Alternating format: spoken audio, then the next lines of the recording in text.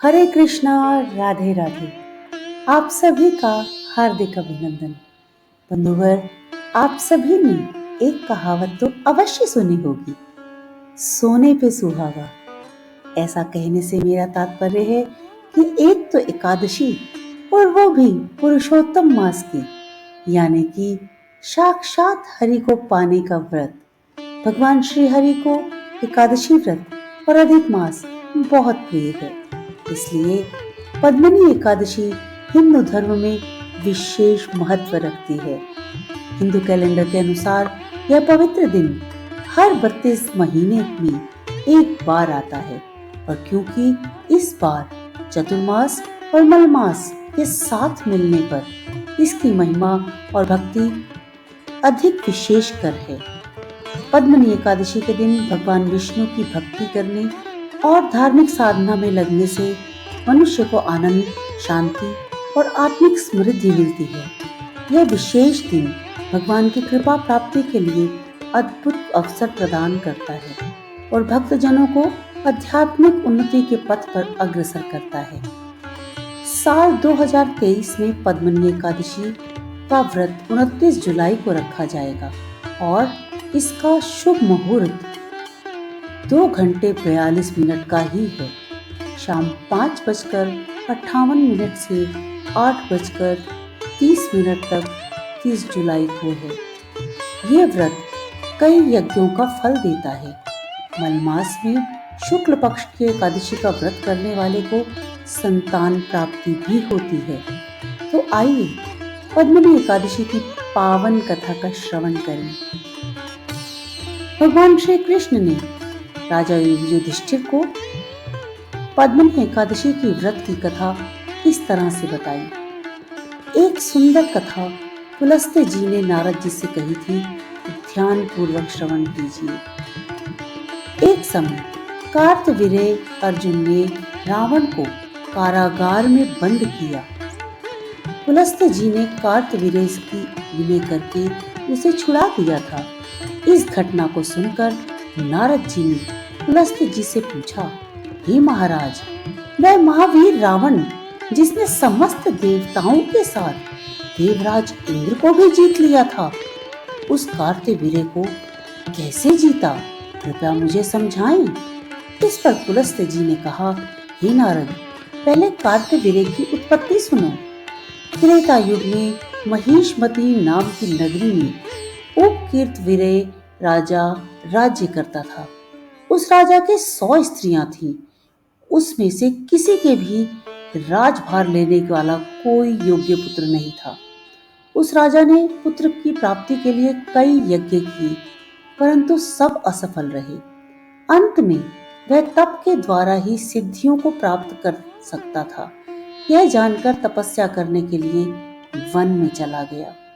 उस दिन राजा की पत्नी राजा हरिश्चंद्र की पुत्री प्रमदा वस्त्राभूषणों को त्याग कर अपने पति के साथ गंधमादन पर्वत पर चली गई। उस स्थान पर राजा और उसकी पत्नी ने 10,000 वर्ष तक तपस्या की, परंतु फिर भी सिद्धि प्राप्त न हो सकी। राजा के शरीर में केवल हड्डियां रह गईं। यह देखकर प्रमदा ने मेरे सहित महासती अनुसुईया से पूछा कि मेरे पति देव को तपस्या करते हुए 10,000 वर्ष बीत गए, परंतु अभी तक भगवान प्रसन्न ही नहीं हुए हैं जिससे मुझे पुत्र प्राप्त हो सके। अब आप मुझे कोई ऐसा व्रत बतलाइए जिससे मुझे पुत्र की प्राप्ति हो। इस पर अनुसुईया जी बोली कि अधिक मास जो कि 32 महीने बाद आता है, उनमें 2 एकादशी होती है, जिसमें शुक्ल पक्ष की एकादशी का नाम पद्मिनी और कृष्ण पक्ष की एकादशी का नाम परमा है। उसके जागरण और व्रत करने से भगवान तुम्हें अवश्य ही पुत्र देंगे। इसके पश्चात अनुसुईया जी ने व्रत की विधि बतलाई। रानी ने अनुसुईया की बतलाई हुई विधि के अनुसार एकादशी का व्रत और रात्रि में जागरण किया। इससे भगवान विष्णु उस पर अत्यंत प्रसन्न हुए और वरदान मांगने के लिए कहा। रानी इस पर भगवान की स्तुति करने लगी। रानी ने कहा, आप यह वरदान मेरे पति को दीजिए। ब्रह्मदा की वचन सुनकर भगवान विष्णु बोले कि हे ब्रह्मदेव, मलमास मुझे बहुत प्रिय है, जिसमें एकादशी का व्रत तथा रात्रि जागरण तुमने विधि पूर्वक किया, इसलिए मैं तुम पर प्रसन्न हूँ। इतना कहकर भगवान विष्णु जी ने राजा से कहा कि हे राजेंद्र, तुम अपनी इच्छा के अनुसार वर मांगो, क्योंकि तुम्हारी स्त्री ने मुझे प्रसन्न किया है। भगवान की सुंदर वाणी को सुनकर राजा बोला कि हे भगवान, आप मुझे सबसे श्रेष्ठ, सबके द्वारा पूजित तथा आपके अतिरिक्त देव, दानव, मनुष्य सभी से अजेय उत्तम व्रत, उत्तम पुत्र दीजिए। भगवान उसे तथास्तु कहकर अंतर्ध्यान हो गए। वह दोनों अपने राज्य को वापस आए। उन्हीं के वह कार्तवीर्य अर्जुन उत्पन्न हुए थे। वे भगवान के अतिरिक्त सबसे अजेय थे। इसी से उन्होंने रावण को जीत लिया था। यह सब पद्मिनी एकादशी के व्रत का प्रभाव था। नारद जी से इतना कहकर पुलस्त्य जी वहां से चले गए। भगवान बोले कि हे महाराज, यह मैंने अधिक मास की शुक्ल पक्ष की एकादशी का व्रत कहा है। जो मनुष्य इस व्रत को करता है वह विष्णु लोक को जाता है। तो आइए अब बता दें किन उपायों को करने से इस व्रत का पूरा फल प्राप्त होगा। व्रत पर शाम के समय आपको तुलसी के आगे एक घी का दीपक जलाना चाहिए और भगवान विष्णु के मंत्रों का जाप करना चाहिए। तुलसी भगवान विष्णु की प्रिय मानी जाती है। इसका लाभ बहुत अधिक मिलता है। इस दिन आपको तुलसी डालकर खीर बनानी चाहिए और भगवान विष्णु को उसका भोग लगाना चाहिए। तुलसी वाली खीर से भगवान विष्णु आपके जीवन में सुख समृद्धि ला देते हैं। पद्मिनी एकादशी के दिन आपको पीपल के वृक्ष की पूजा करनी चाहिए। पीपल के वृक्ष में भगवान विष्णु का वास माना जाता है, इसलिए इस दिन इस पेड़ की पूजा करने से आपको विशेष फल प्राप्त होता है। पद्मिनी एकादशी से अगले दिन ब्राह्मणों को भोजन कराना चाहिए। इसके पश्चात ही अपना व्रत खोलें।